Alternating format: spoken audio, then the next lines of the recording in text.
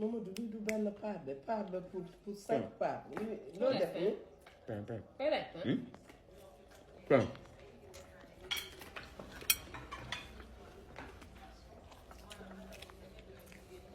bu ma jël de.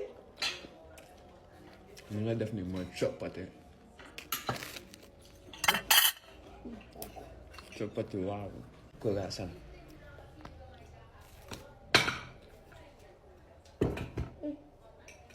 yaa ngi gis lu muy def.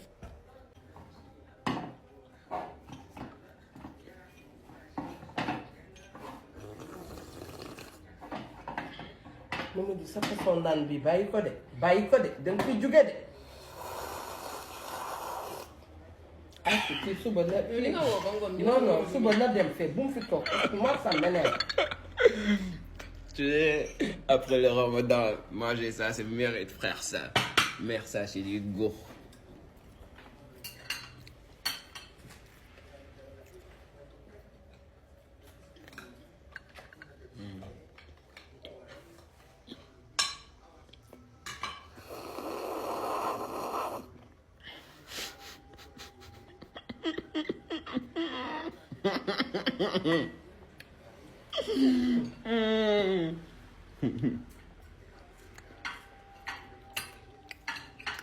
sa vidéo boobu na yem ci yow bu ma jël de Mamadou ne me prends pas ne me mets pas là-dedans hein.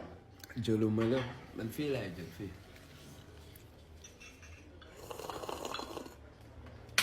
xam naa bés man di nga ma filmer ma porté la plainte.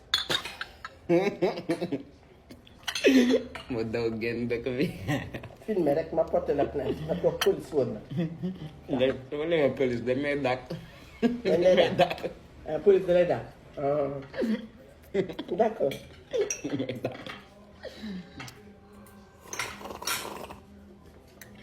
Alhamdulillah, bien mangé. Ramadan ouf, premier jour, ça maintient. Ouais, j'ai pas mangé jusqu'à 19h.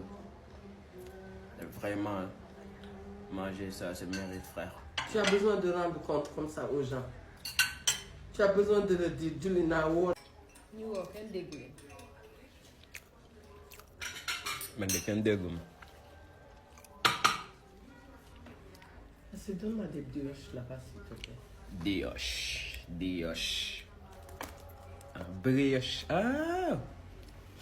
Brioche. Mamadou, ne me mets pas dans ta vidéo. Lekk dafa Non, dee. ne me mets pas dans ta vidéo. Je suis sérieux. Lekk Calme-moi. dafa dee. Non, Mamadou, arrête. Non, attends. Mais ba léegi man jëluma la de dama téléphone ba demee côté boobu noonu. Brioche.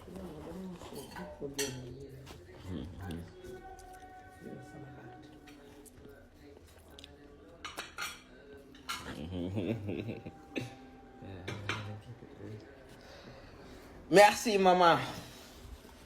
J'ai oublié de manger des dattes.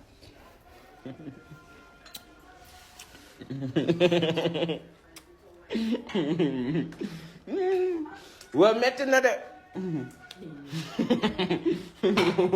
Waa dafa metti. Bëgg yàlla.